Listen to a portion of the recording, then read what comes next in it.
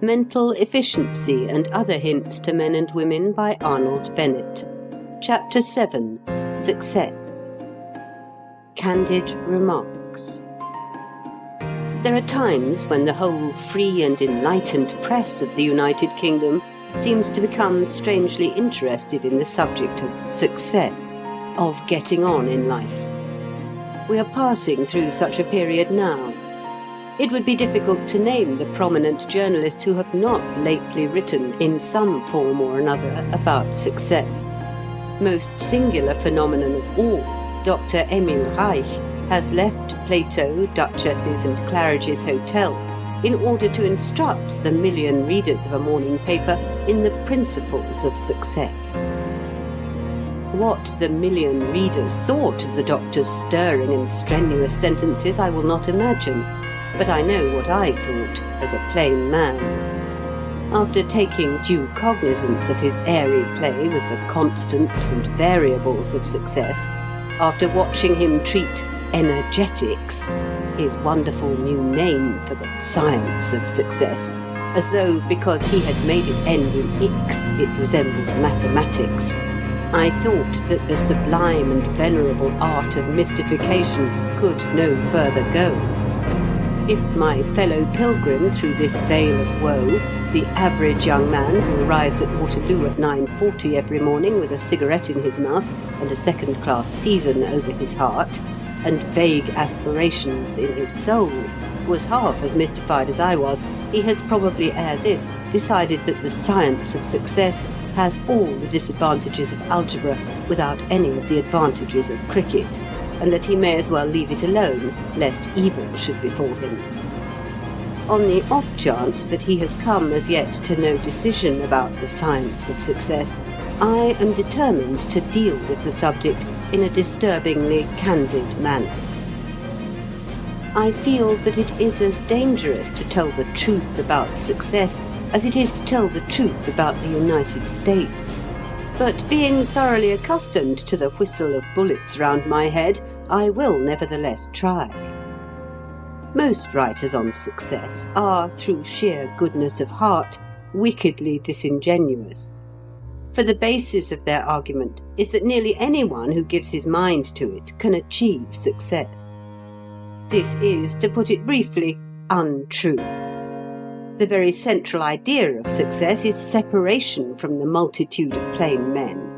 It is perhaps the only idea common to all the various sorts of success, differentiation from the crowd. To address the population at large and tell it how to separate itself from itself is merely silly. I am now, of course, using the word success in its ordinary sense.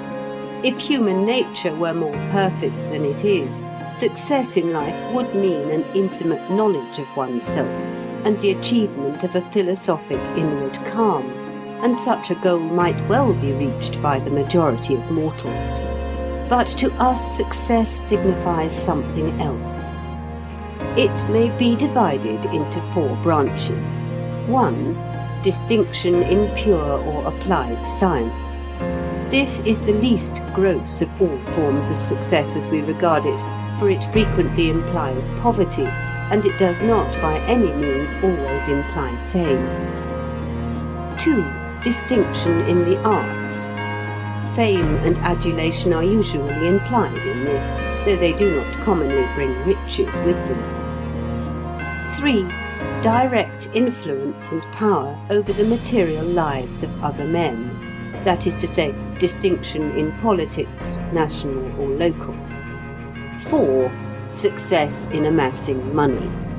This last is the commonest and easiest.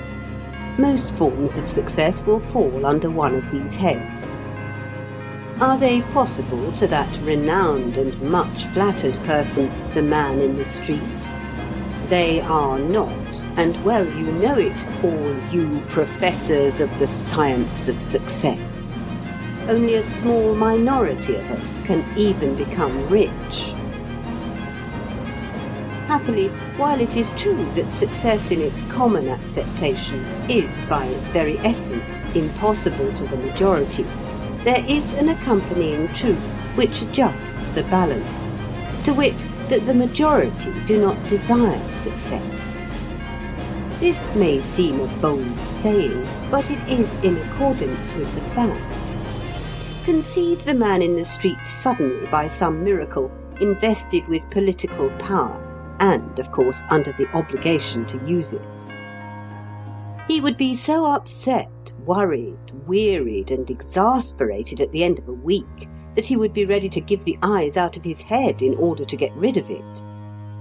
As for success in science or in art, the average person's interest in such matters is so slight compared with that of the man of science or the artist that he cannot be said to have an interest in them.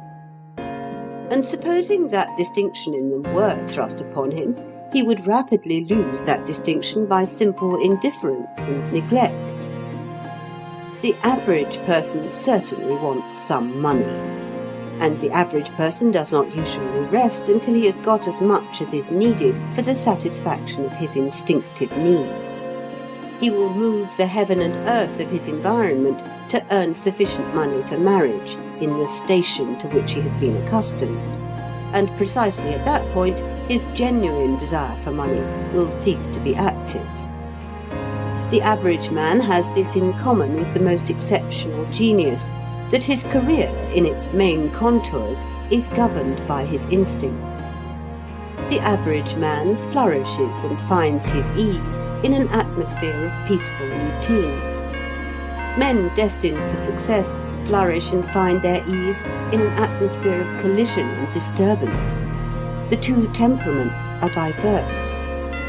Naturally, the average man dreams vaguely upon occasion. He dreams how nice it would be to be famous and rich. We all dream vaguely upon such things. But to dream vaguely is not to desire. I often tell myself that I would give anything to be the equal of Cinquevalli, the juggler, or to be the captain of the largest Atlantic liner. But the reflective part of me tells me that my yearning to emulate these astonishing personages is not a genuine desire, and that its realization would not increase my happiness. To obtain a passably true notion of what happens to the mass of mankind in its progress from the cradle to the grave, one must not attempt to survey a whole nation, nor even a great metropolis, nor even a very big city like Manchester or Liverpool. These panoramas are so immense and confusing that they defeat the observing eye. It is better to take a small town of, say, 20 or 30,000 inhabitants, such a town as most of us know more or less intimately. The extremely few individuals whose instincts mark them out to take part in the struggle for success can be identified at once, for the first thing they do is to leave the town. The air of the town is not bracing enough for them. Their nostrils dilate for something keener. Those who are left form a microcosm which is representative enough of the world at large. Between the ages of 30 and 40, they begin to sort themselves out. In their own sphere, they take their places. A dozen or so politicians form the town council and rule the town. Half a dozen businessmen stand for the town's commercial activity and its wealth. A few others teach science and art, or are locally known as botanists, geologists, amateurs of music, or amateurs of some other art. These are the distinguished, and it will be perceived that they cannot be more numerous than they are. What of the rest? Have they struggled for success and been beaten? Not they. Do they, as they grow old, resemble disappointed men? Not they. They have fulfilled themselves modestly. They have got what they genuinely tried to get. They have never even gone near the outskirts of the battle for success. But they have not failed. The number of failures is surprisingly small. You see a shabby, disappointed, aging man flit down the main street, and someone replies to your inquiry, "That's so-and-so, one of life's failures, poor fellow." And the very tone in which the words are uttered proves the excessive rarity of the real failure. It goes without saying that the case of the handful who have left the town in search of the success with the capital S has a tremendous interest of curiosity for the mass who remain. I will consider it. The successful and the unsuccessful.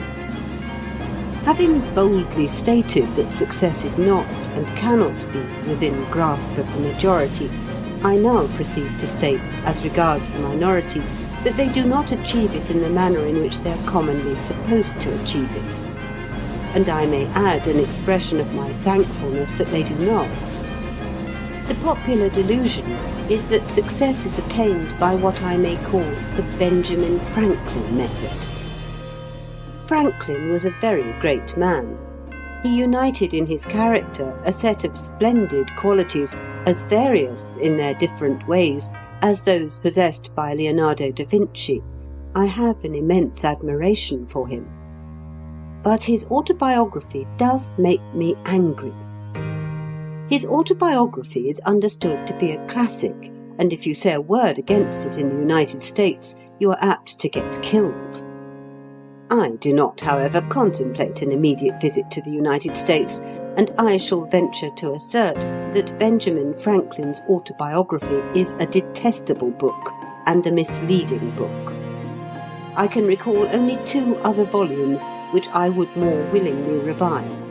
One is Samuel Budgett, the Successful Merchant, and the other is From Log Cabin to White House, being the history of President Garfield. Such books may impose on boys, and it is conceivable that they do not harm boys. Franklin, by the way, began his autobiography in the form of a letter to his son. But the grown man who can support them without nausea ought to go and see a doctor, for there is something wrong with him. I began now, blandly remarks Franklin, to have some acquaintance among the young people of the town that were lovers of reading, with whom I spent my evenings very pleasantly, in italics, and gained money by my industry and frugality, end of italics. Or again, quote, "It was about this time I conceived the bold and arduous project of arriving at moral perfection. I made a little book in which I allotted a page for each of the virtues. I ruled each page with red ink, so as to have 7 columns, 1 for each day of the week. I crossed these columns with 13 red lines, marking the beginning of each line with the first letter of one of the virtues, on which line, and in its proper column, I might mark by a little black spot every fault I found upon examination to have been committed respecting that virtue upon that day." End quote. Shade of Franklin, where'er thou art, this is really a little bit stiff. A man may be excused even such infamies of priggishness, but truly he ought not to go and write them down, especially to his son. And why the detail about red ink? If Franklin's son was not driven to evil courses by the perusal of that monstrous autobiography, he must have been a man almost as astounding as his father. Now, Franklin could only have written his immortal classic from one of 3 motives. 1, sheer conceit. He was a prig, but he was not conceited. 2, a desire that others should profit by his mistakes. He never made any mistakes. Now and again he emphasizes some trifling error, but that is only his fun. 3, a desire that others should profit by the recital of his virtuous sagacity to reach a similar success. The last was undoubtedly his principal motive. Honest fellow who happened to be a genius. But the point is that his success was in no way the result of his virtuous sagacity. I would go further and say that his dreadful virtuous sagacity often hindered his success. No one is a worse guide to success than your typical successful man. He seldom understands the reasons of his own success, and when he is asked by a popular magazine to give his experiences for the benefit of the use of a whole nation, it is impossible for him to be natural and sincere.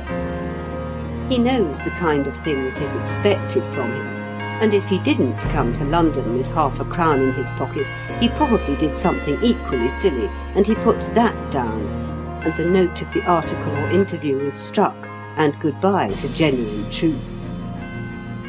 There recently appeared in a daily paper an autobiographic didactic article by one of the world's richest men, which was the most inadequate article of the sort that I have ever come across.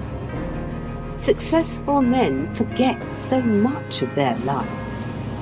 Moreover, nothing is easier than to explain an accomplished fact in a nice, agreeable, conventional way. The entire business of success is a gigantic tacit conspiracy on the part of the minority to deceive the majority.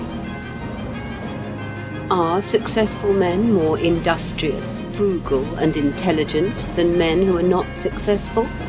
I maintain that they are not, and I have studied successful men at close quarters. One of the commonest characteristics of the successful man is his idleness, his immense capacity for wasting time. I stoutly assert that as a rule, successful men are by habit comparatively idle. As for frugality, it is practically unknown among the successful classes. This statement applies with particular force to financiers. As for intelligence, I have over and over again been startled by the lack of intelligence in successful men. They are, indeed, capable of stupidities that would be the ruin of a plain clerk. And much of the talk in those circles which surround the successful man is devoted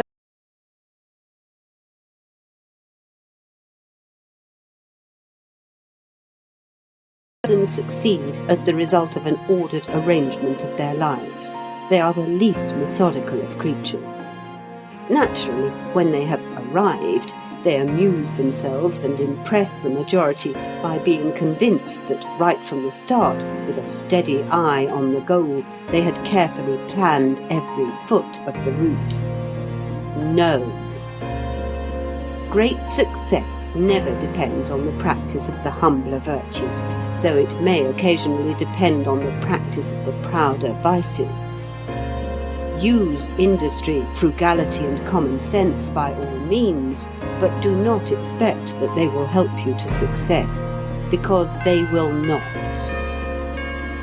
I shall no doubt be told that what I have just written has an immoral tendency, and is a direct encouragement to sloth, thriftlessness, etc. One of our chief national faults is our hypocritical desire to suppress the truth on the pretext that to admit it would encourage sin, whereas the real explanation is that we are afraid of the truth. I will not be guilty of that fault. I do like to look a fact in the face without blinking. I am fully persuaded that, per head, there is more of the virtues in the unsuccessful majority than in the successful minority. In London alone, are there not hundreds of miles of streets crammed with industry, frugality, and prudence? Some of the most brilliant men I have known have been failures, and not through lack of character either. And some of the least gifted have been marvellously successful. It is impossible to point to a single branch of human activity in which success can be explained by the conventional principles that find general acceptance. I hear you, O reader, murmuring to yourself, "This is all very well, but he is simply being paradoxical for his own diversion." I would that I could persuade you of my intense seriousness. I have endeavoured to show what does not make success. I will next endeavour to show what does make it, but my hope is forlorn. The inwardness of success. Of course, one can no more explain success than one can explain Beethoven's C minor symphony. One may state what key it is written in, and make expert reflections upon its form, and catalogue its themes, and relate it to symphonies that preceded it, and symphonies that followed it. But in the end, one is reduced to saying that the C minor symphony is beautiful, because it is. In the same manner, one is reduced to saying that the sole real difference between success and failure is that success succeeds. This being frankly admitted at the outset, I will allow myself to assert that there are three sorts of success. Success A is the accidental sort.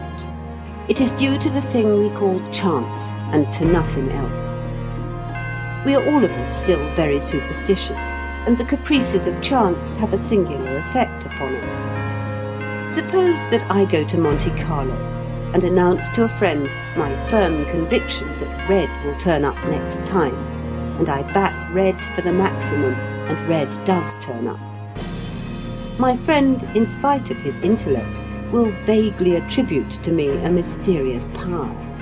Yet chance alone would be responsible. If I did that 6 times running, all the players at the table would be interested in me. If I did it a dozen times, all the players in the casino would regard me with awe. Yet chance alone would be responsible. If I did it 18 times, my name would be in every newspaper in Europe. Yet chance alone would be responsible. I should be, in that department of human activity, an extremely successful man, and the vast majority of people would instinctively credit me with gifts that I do not possess. If such phenomena of superstition can occur in an affair where the agency of chance is open and avowed, how much more probable is it that people should refuse to be satisfied with the explanation of sheer accident in affairs where it is to the interest of the principal actors to conceal the role played by chance. Nevertheless, there can be no doubt in the minds of persons who have viewed success at close quarters that a proportion of it is due solely and utterly to chance. Successful men flourish today and have flourished in the past who have no quality whatever to differentiate them from the multitude. Red has turned up for them a sufficient number of times, and the universal superstitious instinct not to believe in chance has accordingly surrounded them with a halo. It is merely ridiculous to say, as some do say, that success is never due to chance alone, because nearly everybody is personally acquainted with reasonable proof on a great or a small scale to the contrary. The second sort of success, B, is that made by men who, while not gifted with first-class talents, have, beyond doubt, the talent to succeed. I should describe these men by saying that, though they deserve something, they do not deserve the dazzling reward known as success. They strike us as overpaid. We meet them in all professions and trades, and we do not really respect them. They excite our curiosity, and perhaps our envy. They may rise very high indeed, but they must always be unpleasantly conscious of a serious reservation in our attitude towards them. And if they could read their obituary notices, they would assuredly discern therein a certain chilliness, however kindly we acted up to our great national motto of De mortuis nil nist bunkum. It is this class of success which puzzles the social student. How comes it that men without any other talent possess a mysterious and indefinable talent to succeed?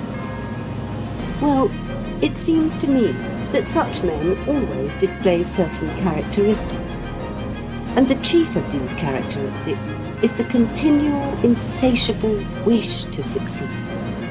They are preoccupied with the idea of succeeding. We others are not so preoccupied. We dream of success at intervals, but we have not the passion for success. We don't lie awake at nights pondering upon it. The second characteristic of these men springs naturally from the first. They are always on the lookout. This does not mean that they are industrious. I stated in a previous article my belief that, as a rule, successful men are not particularly industrious. A man on a raft with his shirt for a signal cannot be termed industrious, but he will keep his eyes open for a sail on the horizon. If he simply lies down and goes to sleep, he may miss the chance of his life in a very special sense. The man with the talent to succeed is the man on the raft who never goes to sleep. His indefatigable orb sweeps the main from sunset to sunset. Having sighted a sail, he gets up on his hind legs and waves that shirt in so determined a manner that the ship is bound to see him and take him off. Occasionally he plunges into the sea, risking sharks and other perils. If he doesn't get there, we hear nothing of him. If he does, some person will ultimately multiply by 10 the number of sharks that he braved. That person is called a biographer. Let me drop the metaphor. Another characteristic of these men is that they seem to have the exact contrary of what is known as common sense. They will become enamoured of some enterprise which infallibly impresses the average common sense person as a mad and hopeless enterprise.